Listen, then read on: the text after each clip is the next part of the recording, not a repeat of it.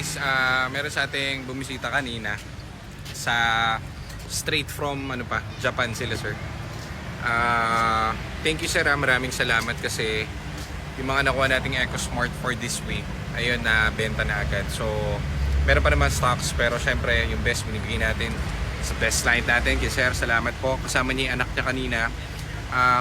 Uwi lang nila galing Japan, so straight away may bibilin yata nila yung misis nung anak niya. So thank you po, maraming salamat. And just like alam niyo naman yung SOP natin sa shop, kahit na finulipay na nila yung unit, sabi namin hold muna kasi kailangan muna natin ma-check lahat ng dapat i-check dyan sa unit. Kahit na buyback namin yung unit at alam naman namin na all goods dahil na-test drive namin everything, kailangan pa rin namin suriin dahil importante yung oras nyo para sa amin. Dahil syempre hindi na usapan kung pwede mo ibalik yun. Pwede mo talaga ibalik sa amin kapag ganun, maayos kaming kausap.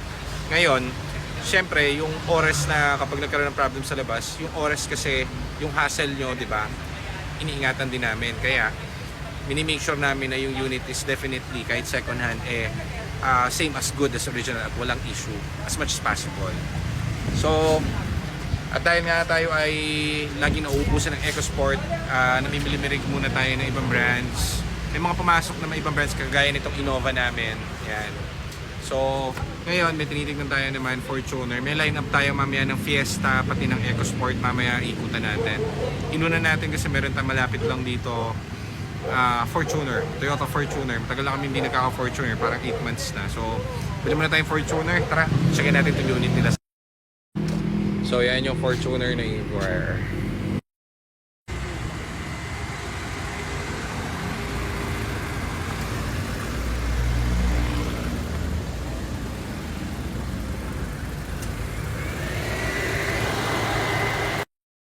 Teka lang, hold muna yung Fortuner. Medyo magulo yung deal doon kasi ano yung gustong deal? Bebenta sa amin yung unit pero kakalasin daw lahat ng pinakabit na parts ni sir. Cooling system, problem, hindi naman sa syempre kotse niya naman yun. Pero, di ba, yung hassle, tatanggalin mo lahat ng pyesa. So, ibabalik daw yung pyesa na stock, kunwari yung radiator, yung condenser. Di ba, jahe yun? Kasi, top price niya binibenta niya ng 420 Fortuner na Mark. Parang 2008 yata. Maganda naman, maganda ko sa maganda. Pero, parang something kasi kakalasin mo lahat. So yan, pag binili dadali natin sa mekaniko, kakalasin lahat, kakabit yung mga pyesa, tapos paano yung kapag may problem, diba? So medyo mahirap mahirap yung ganun deal. Pero nagbigay naman tayo ng offer if ever lang na ibebenta niya. Ma-hassle pa kasi tayo rin kapag ganun. Okay lang yan kasi ang pinunta naman talaga natin is Ford Fiesta dito sa Santo Mark. Ito malapit dito sa shop namin dating sa Balintawak malapit. So condo na first owner sila, actually ito sila ma'am. Parang 3 months ago na nag-inquire to mag-asawa. Kaso wala yung mister niya para makipag-transact. So si ma'am lang yung nag-message sa amin. Tagal na sila. So loyal to sila ma'am kasi hindi nila inaalok sa iba. Kumbaga inantay niya talaga yung mister niya. Dumating. So nung dumating na yung mister niya, nandito na si sir. Saka na kami pumunta dun sa unit para to check. Ganda ng unit niya. Madalang kayong makakakita na ganitong kulay. Sana madil natin para magkaroon tayo ng ganito. May mga ganito tayo na Focus. Wala tayong ganito na Fiesta. So Fiesta na mustard color automatic. Tignan natin kung mainam ba to. Nako, EcoBoost pala to guys. Jackpot, ang sarap. EcoBoost na mustard. Ang pogi Sobrang pogi. Lapitan nga natin, teka.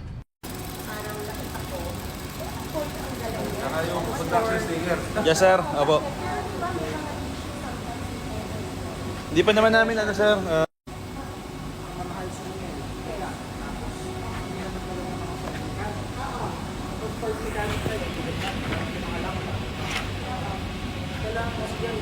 Kinis Ang ganda naman interior. Linis pa doon, Jad. Misfire cylinder 3. Oo. Pero yung loob, no? Oo, ayos. First owner sa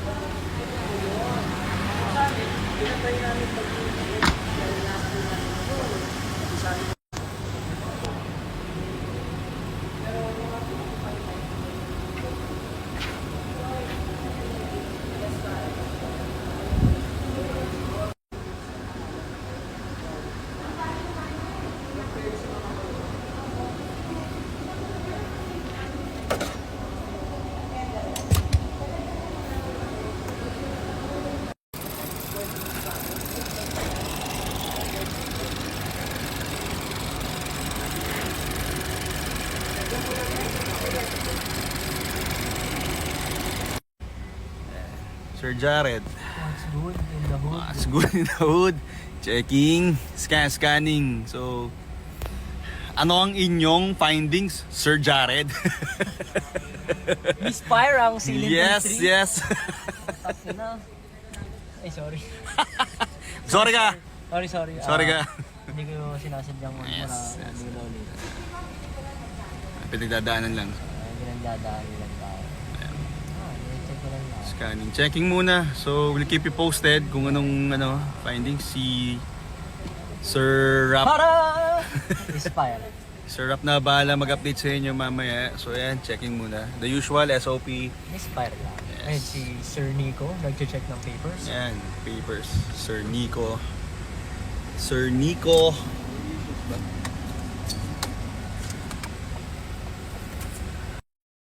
Mike, ganda yung pesta. Ang ganda. EcoBoost. Oo. Ano nga? Ganda? Ang ganda ng sariwa yung pintura. First owner, no? Sila ma'am. Mabisa. Ang kotse dito. Parang extra nga. Dami nilang kotse, no? Pwede natin bilhin. Goods na yun. Ha? Goods na yan. So sila madaming kotse guys, parang ang dami, Fortuner, yun, Geely, sa gilid, ang dami ng kotse. Ang problem nila, hindi nila ma-maintenance lahat sabay-sabay. Ito raw Fiesta na EcoBoost, gumagamit yung anak niya, no? Ayan sila. Ayun na, ganda guys, oh. Kinis. Atras ko na. Pabisa. EcoBoost na mustard, wala kang makikita niyan boy. First owned. Ay, kinikilig ako. Paano kilig? Yan. Kinikilig ako. So, bilhin na natin to. Sana magkasundo. Sa bagay, 3 months na namin katransakto si ma'am. Ngayon lang kasi yung asawa niya dumating. So, now is the time para, alam mo na, madil natin yung sasakyan. Kasi ayaw naman harap ni ma'am na, syempre babae yung tao. So, tara, bilhin natin siya. Kasana ka? So, nabili na natin yung Fiesta. Ganda oh. So, 2015 na EcoBoost boy, turbo, first ako. Napakainit dito sa basement parking. So, mamaya nyo na silipin pero nabili na namin. So, everything goods, mataas lang yung price kasi nga Master.Limited, mataas nila nabili. First owned sila rito, cash nila binili to. Ay, naku, nakapagod. Walang air to kahit isa. Ayun yung mileage niya, 50 something. Diba? So, all goods. So, win tayo. Doon na tayo mag-video. Nagpipictorial na sila ma'am at sir dito sa ating unit. So yun sila. Hirap pala, nasa loob ako. Kita ako sa loob. So shy type ako, dito lang ako sa loob. So ayan. Pictorial muna sila kasi syempre first baby nila to. At papapicture muna sila. Okay. Ito na nakakuha natin oh.